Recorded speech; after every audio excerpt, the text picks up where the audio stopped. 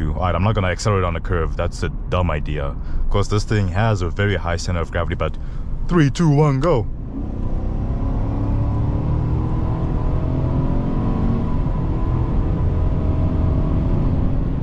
Highway speeds, just like that.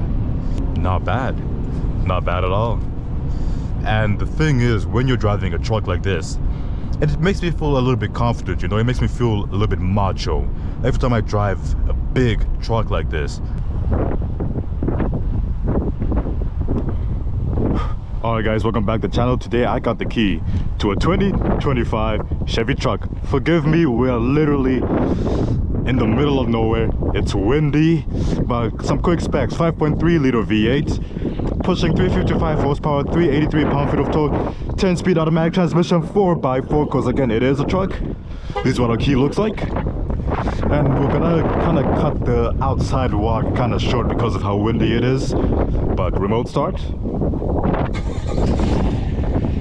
Yup, this is the Silverado LT. The exterior hasn't changed that much, but all the good stuff is essentially on the inside.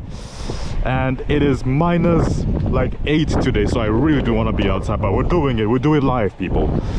This amount of trunk space back here. And also hopping inside where it's kind of warm. Cloth seats all around, everywhere. Which is honestly not bad. This thing always kind of plays almost second fiddle to the F-150, but this one looks better than a base model F-150.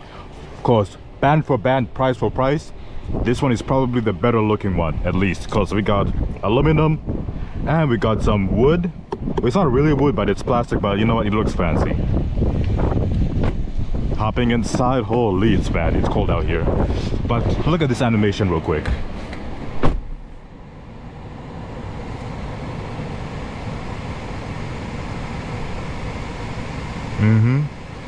Thing is, Chevy and GM both go crazy like that with their screens. Both of them have a very similar, what's the word, infotainment system that goes crazy, which I greatly appreciate. If you're wondering, cup holders over here, this thing doubles up as a third seat, so pulling this up, that's your third seat. To pull it back down, grab this latch, pop it back over here. Some storage down here. There's no USB cables or ports because they are both over here. Storage over here, more storage over here. 12 inches of screen, Apple CarPlay, Android Auto. Connect. No, deny names. And just like that, it's very easy to connect. It's too easy and I love it. And we get, coming over here to our infotainment screen, we get, let's see, 1, 2, 3, 4 options of screens you can get. Let me adjust my steering wheel up higher like so we can go into our classic, which swaps it all up to look like this. We can go into progressive, just like that. Digital, and clean. You know what? I prefer digital. Digital looks the best to me. But another thing is, I always wanted to try this out, is before I get on the road to test out the insulation of this car, I saw a cool little trick. If I come to the door and if you knock on it, listen to that. Solid. So I know my insulation is gonna be really good, because I've tested out some cars where if I tap on the door it's hollow, and I know, you know what, the insulation is not gonna be the greatest thing. But this one, you can tell outright that the insulation is gonna be good, really good. But let us go over here into directions. Okay, and then down here we have our light controls. If I turn this out of the way, we got our light controls over here. We got our sport mode selector. We have our all-wheel drive settings and our parking brake here. More aluminum trim basically going around it, and some more wood. Soft texture all around, and window controls. It's too cold for me to be opening up the window. Our climate controls are all here. They're all physical buttons, which I really do like. They could have made it so that all the buttons were on the screen, but I'm so glad they didn't do that. They made it all down here essentially. And we can drop our tailgate as well, but we don't need to do any of that. And checking for our blind spots. This thing is actually has really good view all around. Nobody's creeping up on you. And if you're wondering, no, we don't have any blind spot monitoring, but we do have lane keep assist and adaptive cruise control right here. But putting it in drive in the most manliest way possible, better than Ram with the little shifter knob they have going on over here. But do this, very, very manly. One thing I kind of don't like is when I'm operating the radio, because look, when this comes down here, from my point of view, it blocks off my volume button and it blocks off my home button over here, as you can see. But maybe it's not that big of a deal, it's just a little pet peeve of mine. But again, it's nothing crazy. Now going out for a drive. 0 to 60 should come in the low to mid 6s, because this thing is still a V8 and it can still take off relatively quickly. Do you need all the power all the time? Definitely not. But compared to the 4-cylinder, this one, at least for a combined MPG, the engine doesn't strain itself to the point where it's eating up more gas. So for this one, at least, when we are cruising or going somewhere or towing something, it's actually a little bit more gas efficient. I think it averages around 16 MPG altogether. Now let me turn up my into sport mode right here. Get the 10 speed up and running. Not bad. Not bad at all. And the thing is, when you're driving a truck like this, it makes me feel a little bit confident, you know? It makes me feel a little bit macho. Every time I drive a big truck like this, I understand why people love them, especially here in Canada where it gets cold, it snows a lot. A lot of things can happen where you just need a pickup truck. Maybe your friend gets stuck. Maybe you need to move some stuff. And a truck like this that can tow up to 12,000 pounds, it's really, really good. I wouldn't say it's necessary, but in this video, I want you guys to pay attention to the amount of trucks you see up and about, because we have a lot of them going everywhere, and we need them most of the time. And again, I can understand why people would pay upwards of 50 grand Canadian at least for a truck like this. This one is honestly really not even that fancy. This is not even the fancier ones. We have like stuff like the high countries. The only problem I'm having with Chevy, at least, even though it is a great truck, is that we don't have a performance model. We don't have a TRX. We don't have a Raptor competitor, at least. So it always feels like it's falling behind and trying to play catch up essentially. But of course, we're gonna take this thing out on the highway, give it a little go on the highway, see how it handles, which I'm sure it handles well, because this thing handles well literally straight away. Look, another truck, a GMC truck as well. But this thing handles well in the countryside, because that's where we are currently right now. We're gonna hop on the highway and try and head over towards more downtown, or at least city-ish kinda, so that we can see how she adapts in the way she goes. But honestly, it's really not bad. This is how your toe brake, like everything is so simple to get into a truck like this. And the thing is, it's actually pretty agile for the size of this thing. It's really not that complicated. Of course, it's gonna take some getting used to when you're driving something this big. Happens to everybody. But it's not gonna be such a learning curve to the point where you don't know how to drive it. Is it intimidating? A little bit. And this guy just flipped me off because I put my signal on too early. Maybe that was on me. But let's talk about comfort, especially the comfort of these seats. The middle one is really uncomfortable. This thing is solid, but the ones over here are much more softer and they're a little bit more cushiony. Not the highest quality of cushiony, but enough for you to be able to enjoy your drive wherever you're going. And pulling this back down because I want to put my arm somewhere, it's still cushiony enough is the point. And the suspension is soft, so it really helps the car to float a little bit more. It's not to the point where I'm just sitting there waiting for a bump to penalize me and make me feel like I'm gonna break something. It's good. It's really, really good. And let me turn off sport mode because I really want to get a somewhat accurate reading of just daily cruising anywhere in general.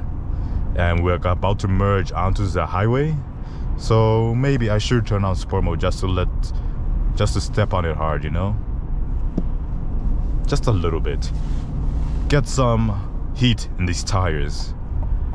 Nobody behind me. That is excellent. We're gonna slow down just a little bit so that the takeoff is not aggressive. That's what I was looking for. So the takeoff is aggressive. But 3, 2. Alright, I'm not gonna accelerate on the curve. That's a dumb idea. Because this thing has a very high center of gravity. But 3, 2, 1, go.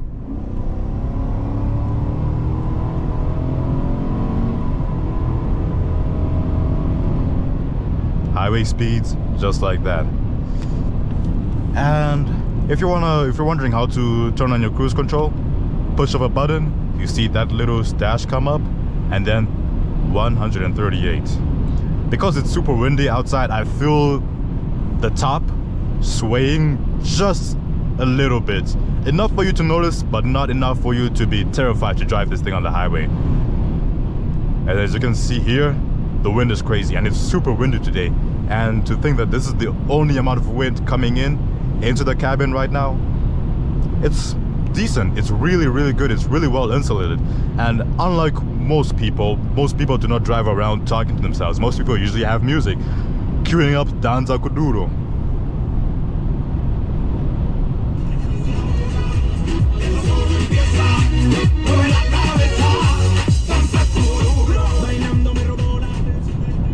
You know what? Speaker sounds excellent. Speaker sounds really, really good. And you know what? For a truck like this, it's a must-have because this truck is usually gonna be on the highway.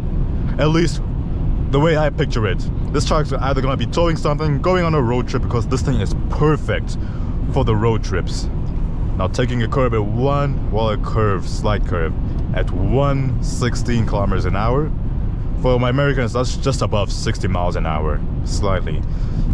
And I am not gonna change that's a beautiful view of the lake. Alright, I'm getting distracted by the views, because see, this thing is built for going on road trips and just towing and hauling stuff. This thing does not shy away from the construction site. If I were to get this truck on a construction site, it would feel pretty luxurious, not gonna lie. It's nice, because the extra pieces of wood out here try and accentuate the little bit of extra luxury. Now, since we're merging back into the highway, let's just get out this guy's blind spot, because I really hate driving right beside trucks. But see, another Ram truck right in front of us. And we are like one of the bigger things up here. And I really, really love that. Now let's quickly turn back on our cruise control. Turn off sport mode. Into normal mode. Another truck right there. See?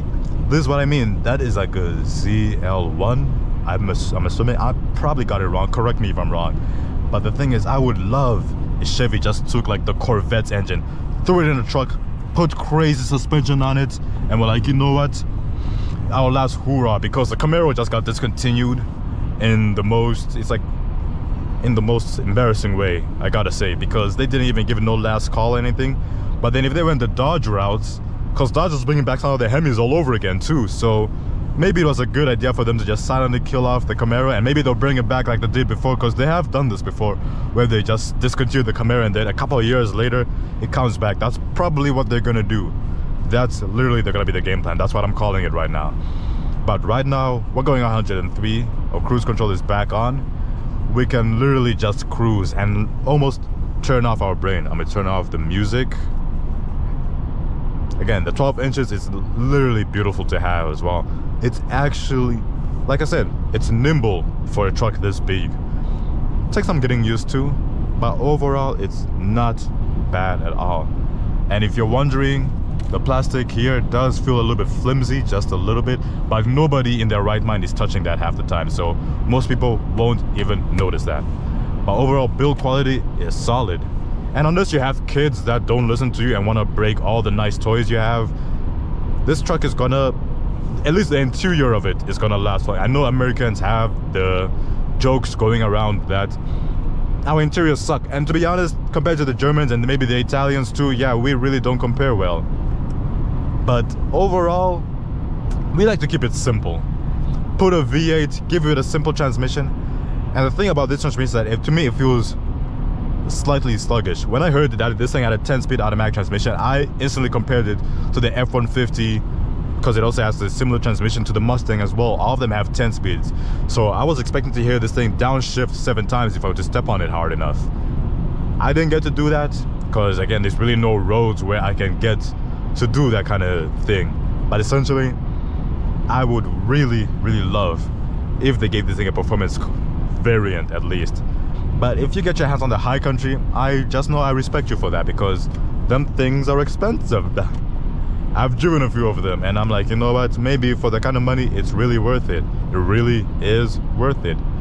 But if you want to get used to your infotainment system, at least it's pretty simple. It's very easy, nothing complicated at all. It's all digital, nothing analog whatsoever. And if you want to maybe switch up some of your displays, you can come back and make it look classic, right?